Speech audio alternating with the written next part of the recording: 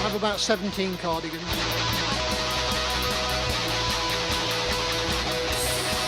Okay.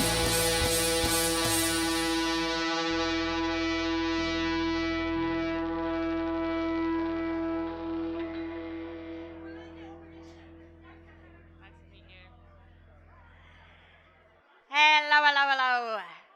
So we're back in the room. It is now time for the first part of the Nottingham Takeover. Yes, big up Nottingham. From the longest running spoken words event in Nottingham, give it up for SpeechTherapy.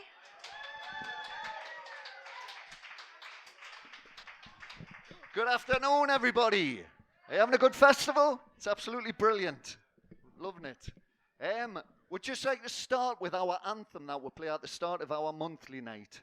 And it's a very exclusive night. It's a very academic night. So everything we've just heard about with Right Out Loud, we're nothing like that. We're very serious. We are that Chester night. We are the ones that are talking about Bronte and all that sort of gubbins. So this is our anthem. And basically, we'll use this to get the audience in the mood, get the hands clapping, get the old hamstring stretched and everything, so you know what to do when the poet's on the mic. So, ladies and gentlemen, over to Ryan. And come have a round of applause for Ryan as well. He's dealing with all these poets who don't know how to use a mic. We're a nightmare.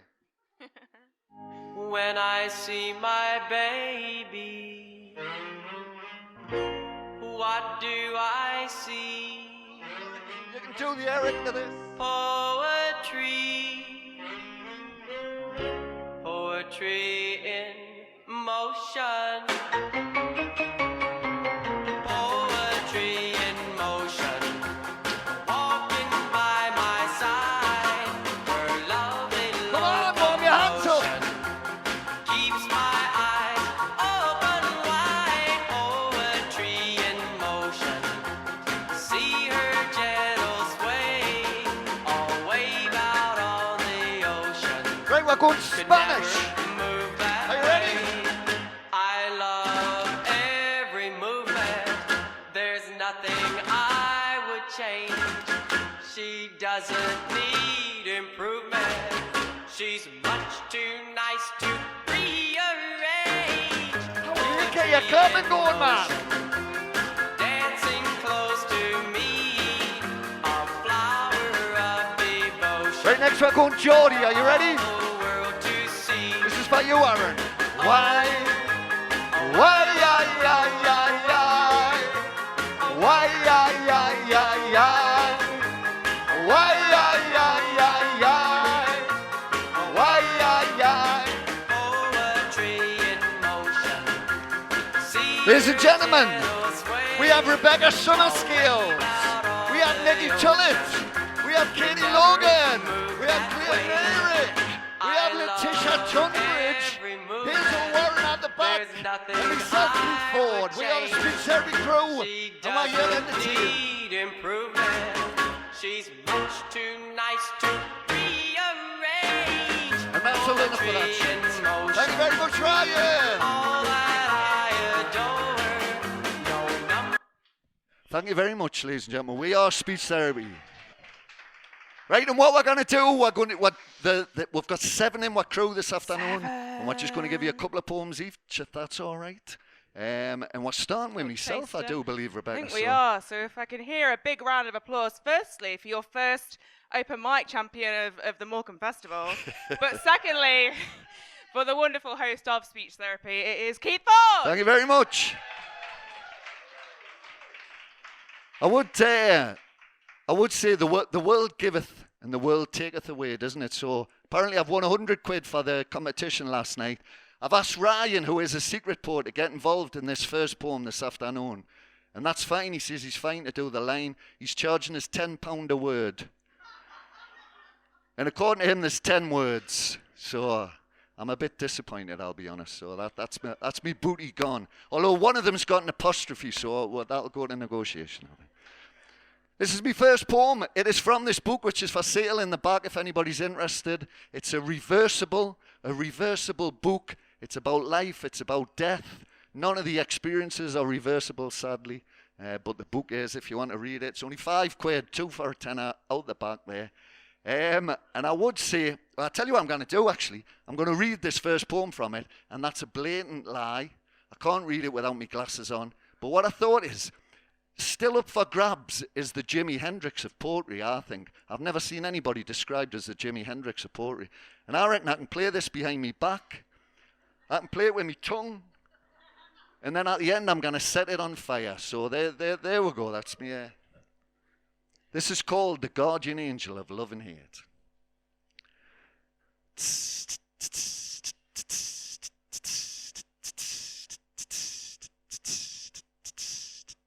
The guardian angel of love and hate floated into the bar, placed his hand upon Mick's shoulder. Mick had been playing jazz drums at the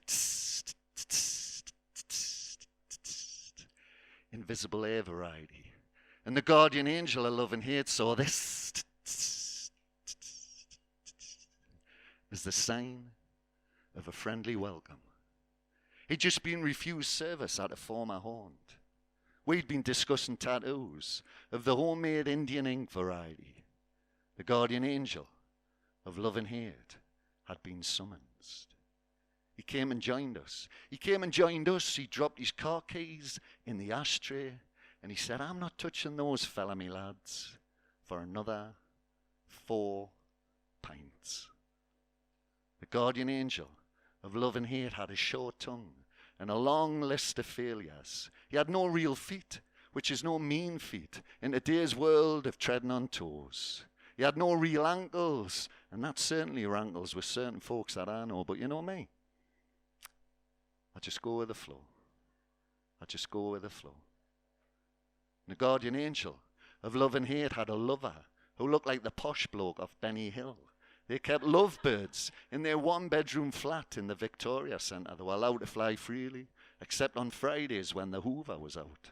They were expecting chicks any time now, but didn't every man in a bar used to say that? The guardian angel of love and hate began to recite poetry of the homemade Indian curry variety. And he mourned the loss of our female youth to handcuffs shaped like pushchairs. He says they've got handcuffs shaped like pushchairs on the Noble Road estate. They've got handcuffs shaped like pushchairs on the Bestwood Park estate. I says, you don't have to tell me, mate. You don't have to tell me. And as I got up to leave, he shook me hand warmly, and I felt a cold chill go down every vertebrae. And as I walked out, I couldn't help but notice the friendly barman, Ryan, say to the friendly barmaid, I'll give that bastard 10 minutes to drink up. That was a bit American, that actually, Ryan, wasn't it? That was a little bit American. I like that. That was a different take on it. I wasn't expecting that. Because every time last orders rings, another angel earns their wings. Every time last orders rings, another angel earns their wings. Thank you very much. Right, we're going to move on. I've got a little intro poem for each of our crew this afternoon. So we're going to start with Nikki Tullett. And here we go. Now, Nikki's an interesting character because she's brought an inflatable kayak to Morecambe. She's brought an inflatable kayak in a car to this festival. So make of that what you will. And what I've discovered, nothing quite rhymes with kayak, so it's a canoe. It surely is debatable if other poets too arrive at Morecambe Festival with inflatable canoe. So here's an aye captain from the old speech therapy crew as our brave lass Nikki Tullett comes to walk the plank for you. Well, mic stand Nikki up.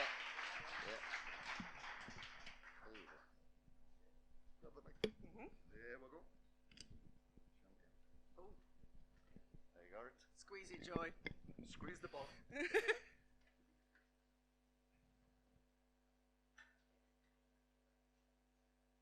Hello. I'm Nikki Tullett. I've got the loudest laugh in speech therapy in Nottingham, and I'm an angry earth mother on my days off. I write about my passions, sorrow, and life. And do follow me on Instagram. It's Nikki with a Y, TU double L-E-T-T. So I'm going to start with one that was initially called Winning at Life, but everyone now knows it as soup. Most wish for a magic wand, a lucky ticket, the winning horse, the golden moment when it all changes, so long imagined. No more graft or worry, no more cold and sorry. And yet, as my hair starts to grey, I'm slowly realising that what makes this worldly sloop delicious in our mouths is the chopping and the stirring, the heating and the herbing, the sipping and the burning, the slopping and the churning. It's much easier to dream of salvation than cut and peel and dice the basic ingredients that make a delicacy of ordinary life. Thank you.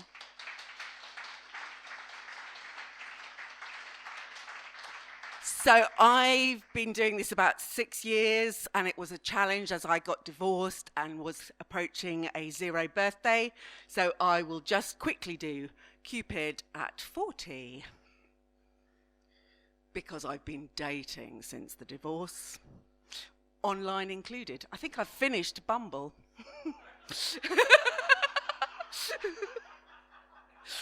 Cupid at 40. We're older now, more than halfway through. Less giggly and stupid, you might think. But oh, when love comes calling, the wisdom of the age skips out the window, dances down the lane, taunts the old market square, and sings an anthem, probably from the 90s, at the top of her voice, as she wends her way with drunken, bubbling joy towards the taxi rank of reason, flashing her tits at the almost offended copper, who smiles rather than arresting her, and wisdom heads home to wait. Thank you. I've been Nikki Tullett.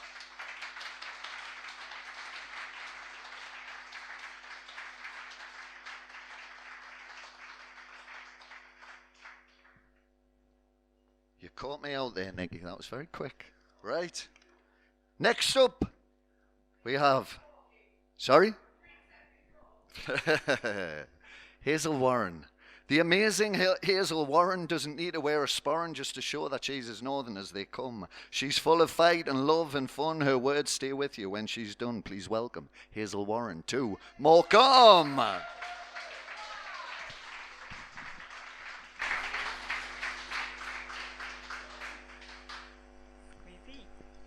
Hello, thank you. Thanks, Keith. That was lovely.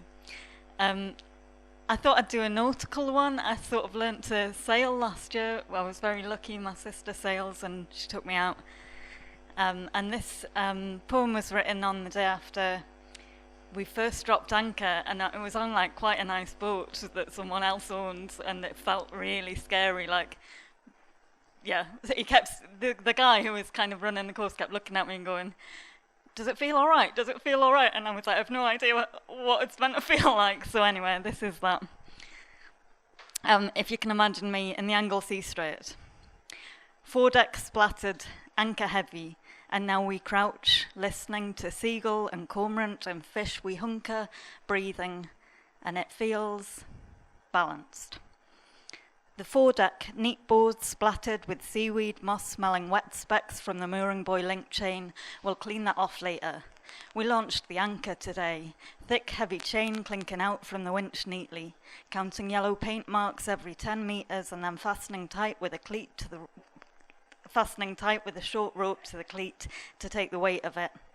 And now we crouch there, breathing steadily, watching the water, the shore, the sky, that tree, waiting for it all to settle, to check it's held fast, listening to any creak, any splosh of seagull or cormorant or fish. We saw a porpoise earlier today, and now we hunker here, listening, waiting, watching, breathing, secure.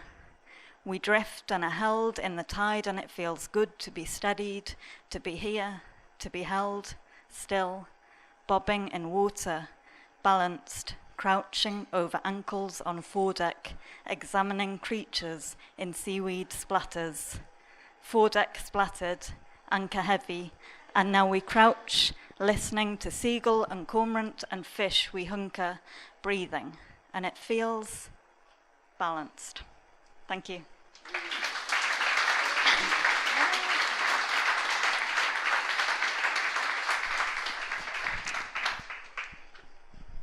My heart sits in a little wooden box, dusty and faded, varnish chipped at the edge, my heart inside wrapped in tissue paper. My heart, smooth to the touch and weighty, satisfying to hold in the palm of a hand. I once bargained with God with this heart, but lost. It wasn't wanted. I once gave it away, unaware of its power, its magnitude. It came back to me just slightly broken, my heart, my lovely heart, vulnerable.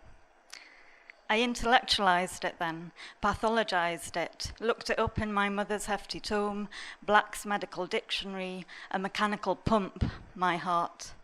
It was dissected then and shared out amongst many places and loves, every fraction of it splitting and digressing, and for a time it was as if dust, as if air. It was everywhere and nowhere, empty and full all at once. It came back to me in pieces. Some had grown larger, some sharper, some changed. It's taken years, and I'm not sure when the reconstruction really happened or if it's really done, but bit by bit, a conversation with my dad, a night sky, a rainbow, a chromomeration, a boat, the touch of your hand. That song when all our hearts lifted up in sync, hearing my friend sing in the bath on her wedding day, holding my niece, that fish, that silvery, perfect fish glinting in the daylight, the smell of mint, the crunch of leaves, the weight of it, surprising and satisfying and so overwhelming. I carefully replace the wraps of paper. I close the little wooden box, my heart inside. Thank you.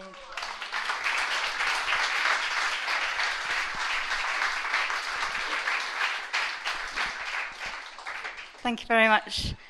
This is going to be my last one. I'm going to do, I do a bit of running. I'm training for a half marathon at the minute. And I did the park run on the seafront this morning, and it was lovely. Little brag. Humble brag, is that what it's called? Not very humble. So this is portrait of a running shoe. I was ripped at the toe, torn at the side, held together with mud which sticks thick on my grippy underside. I was comfortable though, well worn, but not worn out yet, which is to say I had seen some action, but I had miles left in me yet. I was just coming into my own, which is to say new insoles would probably be a good idea. Fresh is no longer a useful adjective here. The laces started to fray long ago, but believe me, I can still get up hills. I can still show you views. I can still give you freedom if that's what you want. Thanks very much.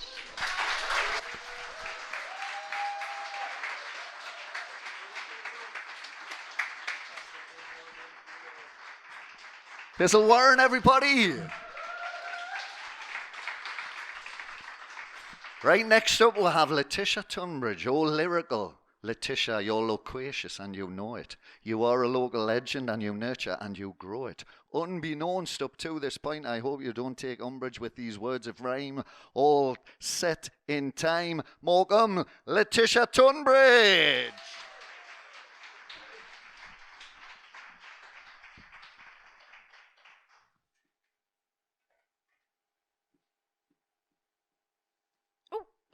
Hello. Well, thank you, Keith. That was the most interesting introduction I've had for a long time. But my name is Letitia, but I think we know each other well enough that you can call me Tish. And if you'd indulge me, there's something I've always wanted to do. So if I say hello to you, will you say hello to me? Hello, Morecambe Festival. That's one of my ticks off of my list. Okay, I've got a question for you. What are you doing now? Sound. Good answer. Thank you. I really appreciate that you're doing that. Are you frittering your time? Are you mulling, cogitating, allowing your unconsciousness to find the way? Are you letting the tea tray of your soul blossom? Is your theorizing all internalized?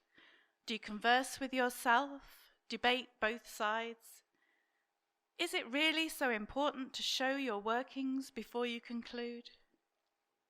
Are you inventing, refining, dismissing, dismantling, looking at it from another way? Are you considering alternatives, applying hair elastics to hold the brolly and smearing your nose grease on the swing connections, using hairspray to hold the paint, employing a bottle and rope to water tomatoes? Have you a tune whirling around in your head? Is it a story you've never told? Did you see how it could be done? Have you an obsession with mangroves? That might just be me. Do you know why the fire still smoulders? Are you remembering the touch of the sun, the lap of the waves, the brush of the cobwebs, the speed of the snake, the height of the leap of the hare? Then you, my friend, are a poet.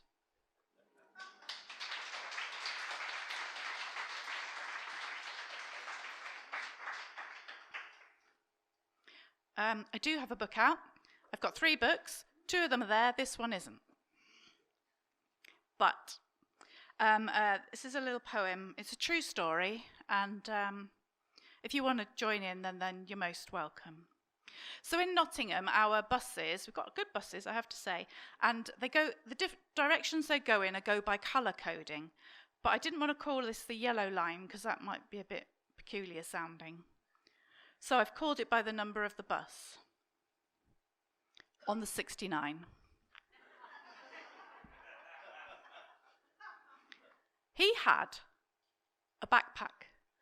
On his backpack. And he had headphones on his head, and he was dancing on the 69 on a Tuesday night.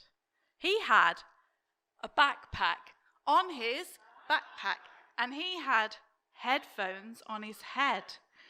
And he was happy in his own world on that Tuesday night. He had a backpack on his, and he had on his.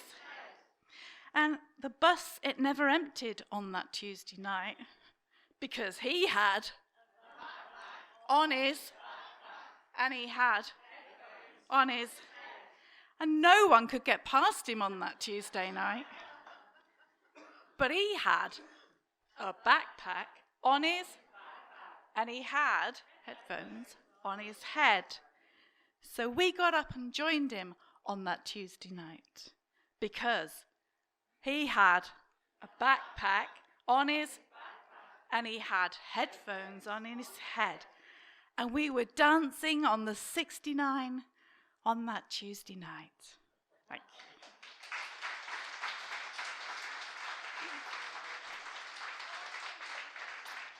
Thank you very much for that. And it is a true story. As is this one, so I'm just going to finish with this one. It's about my neighbour, the wise man next door. When I moved in, he was the first to greet me. Welcome, welcome. I knew him as Mr. Najib. The children called him Baba. In my head, he was always Grandad next door. We often met by the backyard wall. He loved to sit and bask in the sun and always greeted me. Sometimes he told me tales, little snippets from his life. This was his home of 50 years. This terraced house in this densely populated, multicultural street in this rebellious Midlands town. But he'd arrived from the country, a village in Kashmir, full of beautiful green, of trees, and sorry, I couldn't read that, of beautiful green, of trees and of grass. And he trained as a printer, working with blocks and ink, spreading the news via the Nottingham Post. He did love to bask in the sun, the small slices we got between the other roofs. He told me once that he was the first Asian on the street. I have the impression, though he never said, that he was not welcomed when he arrived. But he just shook his head and said his book tells him that everyone, time's up. I'll just finish the sentence. But he shook his head and said his book tells him everyone is his neighbour and you should treat your neighbours well. Wise words from my neighbour, Grandad next door. So I try to remember and say to all newcomers, welcome, welcome. Thank you very much. You've all been very lovely. Letitia, everybody, brilliant. Next up, we'll have Katie Logan. How I rate thee, Katie Logan. You sound a little like Claire Grogan, but your image is unaltered in my eyes. I say your poems hit home, both soft and hard, our latest greatest Scottish bard who could chase the rain clouds from Glaswegian skies. Ladies and gentlemen, Katie Logan. Take it off. That was lovely. What a lovely introduction. Yeah, I'm branded SpeechTherapy.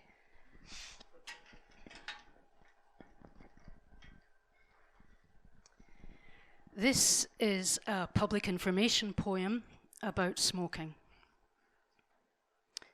Smoking tobacco excessively is unhealthy. A moderate amount of smoking is fine. Toxicity is regulated for your safety and well-being. Be assured that although seeded with disease, as valued customers and taxpayers, you will not be killed outright. Loss is intended to be generational, so the market is replenished, not wiped out. It is advised to ingest the active ingredient, nicotine, via a device such as a filtered cigarette or vape. Be reminded that nicotine is a weapons-grade stimulant. Unlike the slight kicking you get from a double espresso, a draw of nicotine raises your heart rate and blood pressure instantly as it enters your body.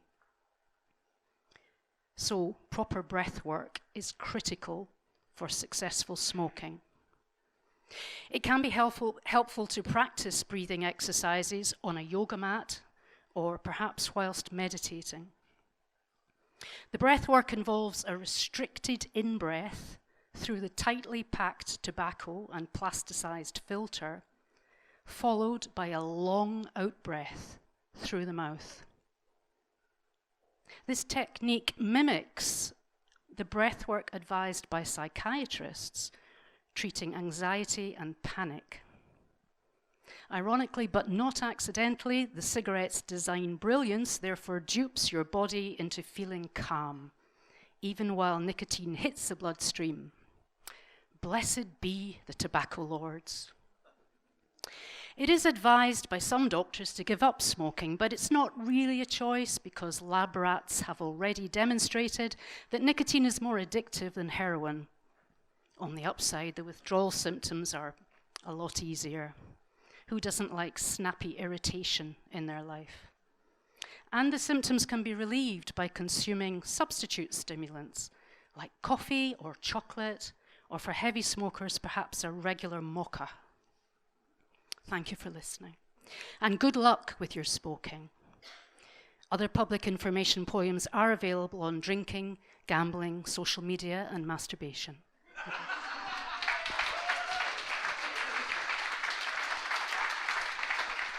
Thank you very much.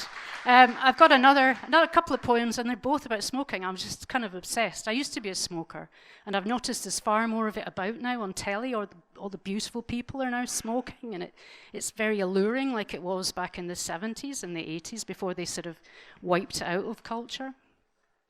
So this is a poem about the first time I experienced the cigarette, which was playing on the floor at the feet of my mother, and it's called Attention Seeker. You kiss it gently, and it glows red. There's a fizzy, spitty noise, ever so faint. And then you blow another kiss, and the smoky breath reaches me here on the floor beneath the overhanging newspaper. The cigarette begs each time for your kiss. You kiss, it glows. You kiss, it glows. Sometimes I poke the newspaper, but you flick the crease straight, with sharp eye and mummy frown. Once I reach out to touch you, palm flat, flesh searing. Now there's a sting in the tail, pain in your cry and mine. Years on, it's all healed nicely, but on cold days, a patch of rough skin appears on cue. Sometimes I pick it idly, and tiny flecks and scratches leak pale blood, begging for your kiss. Thank you.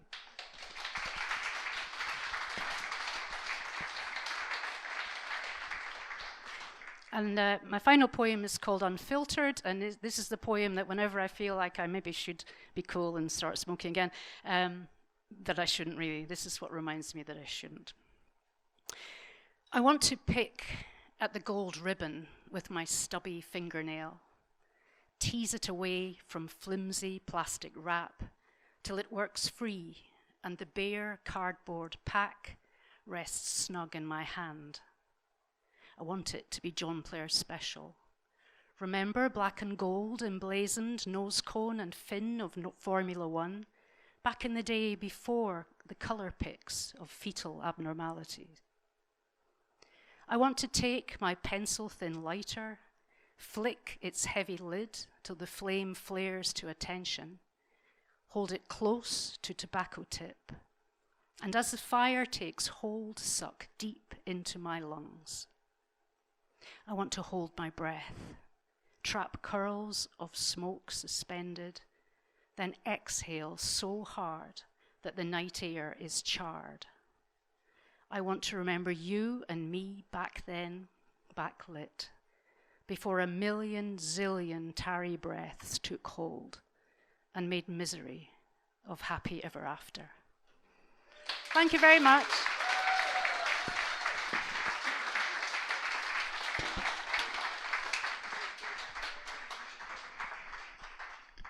Katie Logan, everybody! Right, next up was a challenge on the poem. Because I found out how she pronounces her name. And it's Mayrick. Has anybody got a rhyme for Mayrick? What was that? Scarick. Mayrick. Scarick. Let's write it now. Come on. Let's write Claire an introduction for. Anyway, I failed, so I just went with Mayfair. May I be so bold to roll a 66 and say the Mayfair of our 1 hour monopoly of this Morecambe day has let you pass with rent unclaimed. To her life is the game. The next guest from our community chest, Claire Mayrick is her name.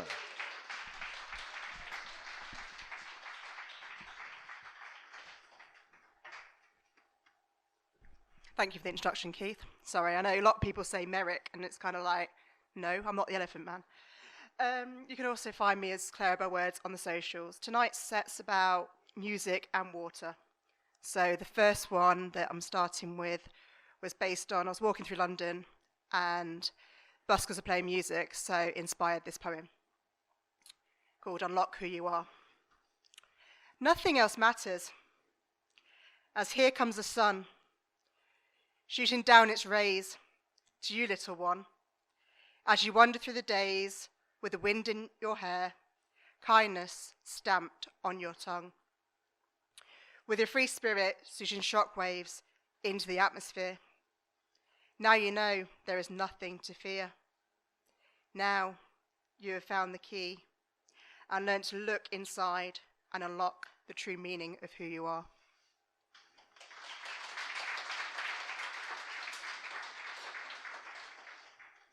Keith gave me a challenge. He's like, I know you like music, and so he challenged me to write one on Music Festival. So I came up with this. I know we're at Poetry Festival today, but this is a Music Festival. The flags are flying. The crowds are waiting. The anticipation builds. The bands come on. The singing starts. The mosh pit is in full swing. The people are crowd surfing. The drinks are flowing. The smell of food trucks drifts in the wind. The pitch tents go on for miles. This is home for the next few days. This is what we've been waiting for. This is where we come alive. This is where music and community thrives. This is where we can let go until we save up and do it all over again next year.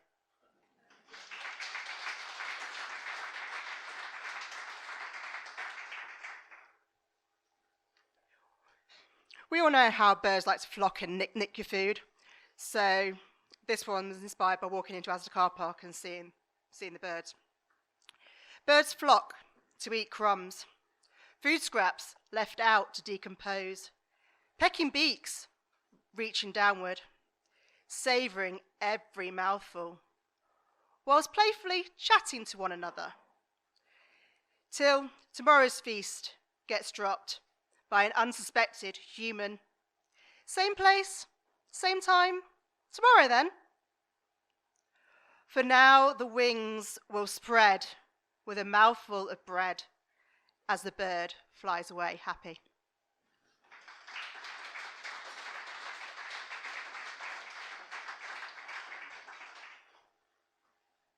Sometimes you just want to sit by the river and just watch the water ripple and the swans dance. This one's called Rippling Water. Rippling water flows downstream. Trees stand tall. Swans dance and groom themselves as we sit and watch the minutes tick by. Traffic hums in the distance.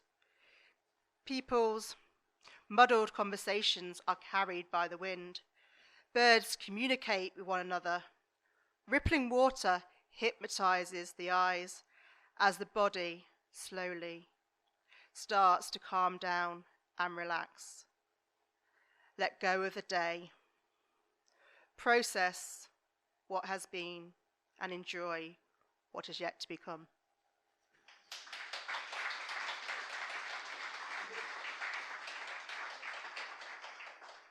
This is my penultimate poem. As we've been in Morecambe, it's been raining, it's been stormy. So this was an Instagram prompt called "For a Storm is Brewing."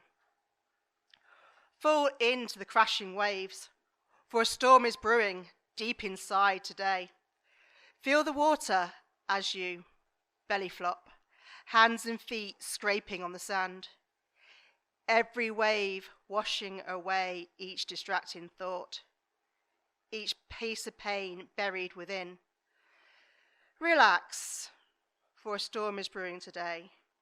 However, for you, my dear, the storm will clear.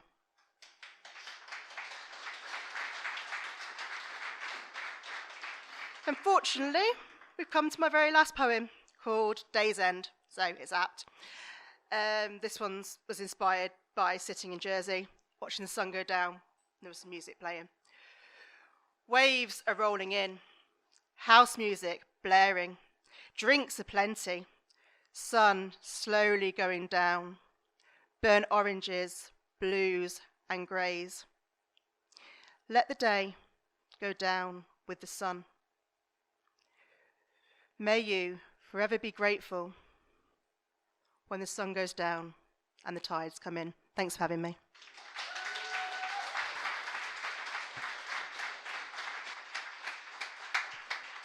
Claire Merrick, everybody.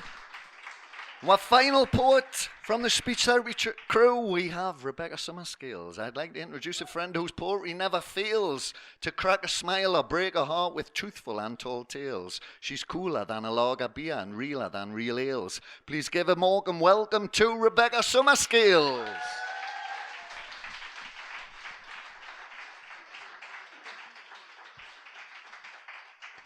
That was good, wasn't it? I like that. Hello, Morecambe. Hello, Nottingham. I know which I prefer. Do you want another go, Morecambe? Hello, Morecambe. Lush. I'm Rebecca, or sometimes Bep. Not Beth. B-E-P, like Black Eyed Peas. They took the Instagram handle first. I was really cross about it. I'm going to do first a poem about, speaking of Instagram, there's a conversation a lot of young women are having online at the moment about, would you rather be stuck in a forest with a bear or just like a random man? And we all keep choosing the bear. So this is the poem about why I also would choose the bear. The bear doesn't call me a fat bitch. The bear doesn't look me up and down and say, all right, what you saying? Most of us can avoid bears in the workplace, and the bear doesn't interrupt this to say, not all bears. And there are so many good bears too. Paddington, Winnie the Pooh, this guy in the sound booth. The bear gives great bear hugs with big bear arms, doesn't bear a grudge nor threaten to bear arms if you decline. The bear barely looks at us most of the time. The bear shits in the woods and the Pope will forgive you if you're Catholic. 2023 recorded bear attacks, global, 6 deaths, 4 injured. 2023 attacks by a man, North America only, 15,094 dead. And we could not count the injured. The bear is shot dead for touching you. The bear doesn't touch your body if you're dead already. I said the bear doesn't touch your body if you are dead already. The bear does not enjoy the struggle. It's startled if you scream, runs if you make yourself look big. The bear is more scared of you than you are of it. The bear does not take pictures to laugh at with his police bear friends. The bear does not take me by the hair before it kills me. The bear does not touch your body if you are dead already. Thank you.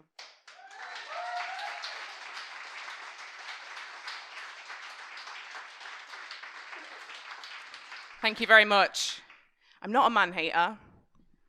I'm just a man disliker. Vehemently. All right, this next poem is a little bit more cheerful. This is a poem about all the things I think are great about the world, all the things I like about the world, just to cheer us up a little bit, because I am going to get miserable. This is called The World Stops Spinning and the World is Okay. Tutankhamun would have fucking loved Doja Cat. He would have loved the girls and the gays. Sod's Law came before quantum physics, and everyone gets their own sound. We call them names. Someone, some fine day, invents post boxes.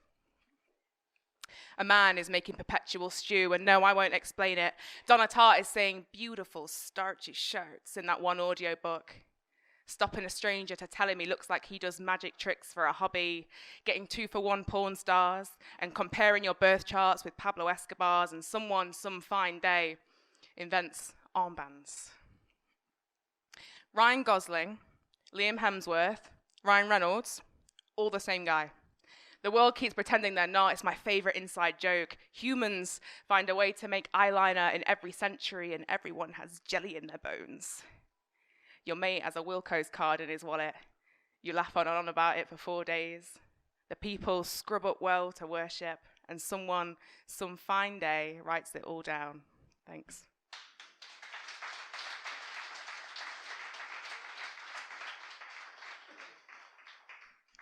Thank you.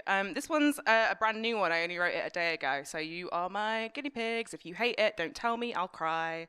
This is called Sometime or Tomorrow, and it's about friendship loss. I think we talk a lot about breakups and divorces and things, and sometimes this hurts too. So I hope you like it. And this is what I return to. Always a self and no more. You are leaving now, as I knew you would. Sometime or tomorrow. My only child dead, and so the worst cannot come again. Dread has no heart to fuss for. I am remembering to forget to think of you, and in absence you are there more than ever. Not as the dead do hover, but as unopened emails nag? Have you bolted up in the middle of the night, speaking to ears far, far away, the perpetual past insisting and tugging at my sleeve? I do not remember why I came into this room, but I know I must do something. The walls are here again. Sometime or tomorrow the house still stands without you in it. Summer nights are still long, mocking and bright. It is as it was, and as I did expect, and you, in your flitting love of the world, are elsewhere. Benign to time and feeling none of me. Sometime or tomorrow. In the south of Greece is an olive tree. In its mind's eye, we are in tandem, tangled at the fingers. A stranger takes our photo. It smiles in sweet memory, recalls us then as one soul, thrashing and wild, sawn across two bodies, and with the entire journey yet ahead. Thank you.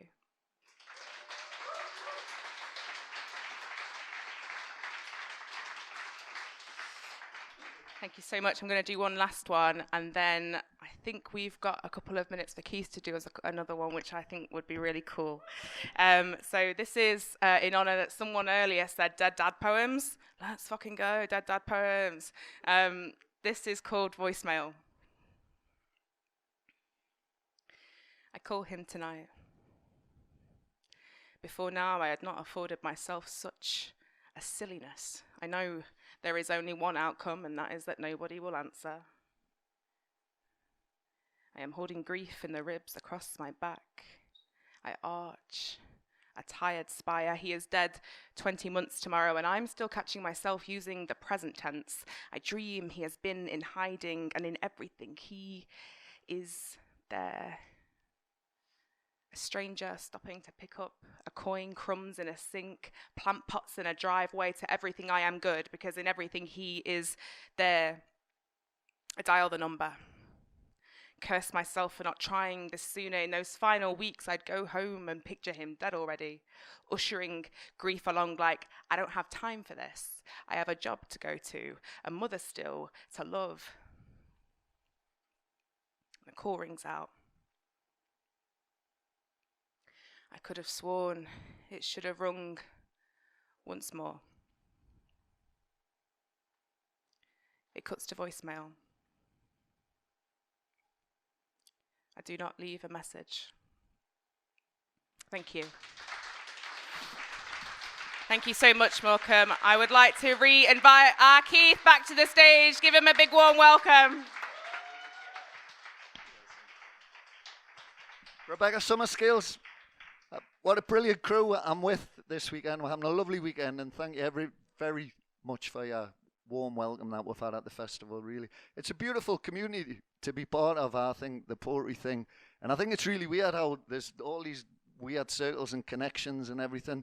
The folks from the Marsden Village thing, what's really weird, I don't know if you're aware, Simon Armitage has just done a thing about Marsden Village in South Shields where it got sort of wiped out when they closed the pit there.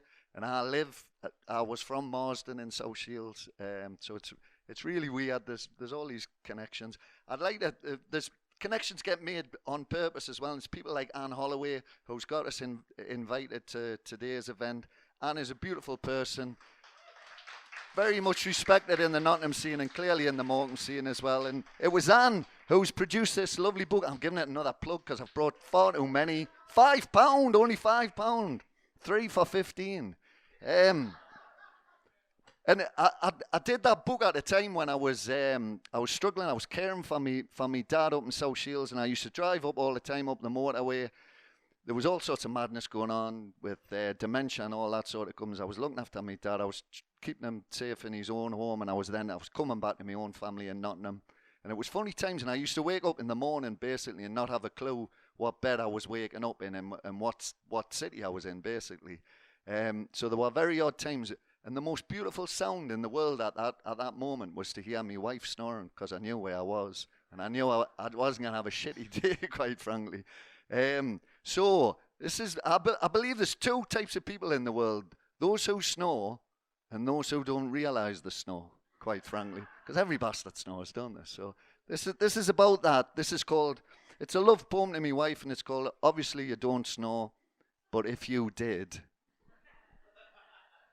Your snoring's never boring, there is such variety. The minor coughs, the peaks, the troughs, peaks interest in me. The highs, the lows, the staccatos, like a minor symphony. It tells me that you're still alive and I'm in good company.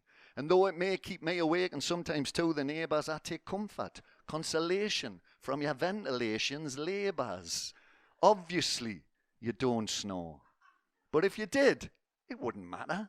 An insight into jungle dawn, to wake to monkey chatter. It conjures birds of paradise and vegetation moist, like an unseen native man trap. It has me hanging from a hoist. Your snoring's never boring. Recreation of the blitz, the sirens and the doodle bugs before your greatest hits. And obviously you don't snore. It's just my eardrums getting slacker. They hear your gentle angel sighs, like the death cry of Chewbacca. Your snoring's never boring. All these hours to fill, all these bonuses to find, and all that time to kill. Your snoring's never boring, like an 808 state B-side, the soothing sound of sea on sand, or shipwrecks on a high tide. It's like my favourite ever film, on a reel-to-reel repeat, Claire Grogan whispering in my ear Jackie Wilson's Reet Petite. There's a ghostly pure Scooby-Doo, and then this pure Hannibal Lecter. This joy I've found, this wall of sound like the Ronettes before Phil Spector. It inspires me, it revives me, and it tells me that I'm home. It astounds me, and it grounds me. It helps me write pathetic poems. Morecambe, thank you very much. Matt, thank you very much for having me. It's been a pleasure.